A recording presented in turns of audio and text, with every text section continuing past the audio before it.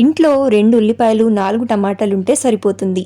ఒక్క పూటకి కమ్మగా టమాటా కూర చేసేసుకోవచ్చండి. మీలో ఎంతమందికి టమాటా కూర అంటే ఇష్టమో కామెంట్ చేయండి.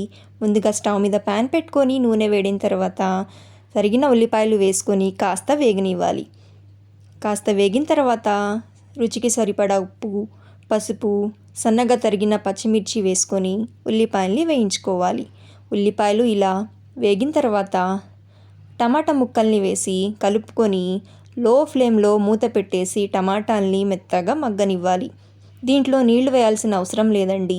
టమాటాలు మెత్తగా అయ్యేంత వరకు కూరని ఉడికించుకొని దీంట్లో తగినంత కారం, మీకు కావాలనుకుంటే కొంచెం గరం మసాలా వేసుకొని కలుపుకోండి.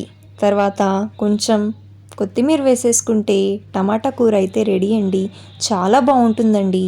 మీకు ఇష్టమా అయితే కామెంట్ చేయండి. మరి ఈ రెసిపీ కనుక మీకు నచ్చితే లైక్ చేయండి, సబ్స్క్రైబ్ చేసుకోండి.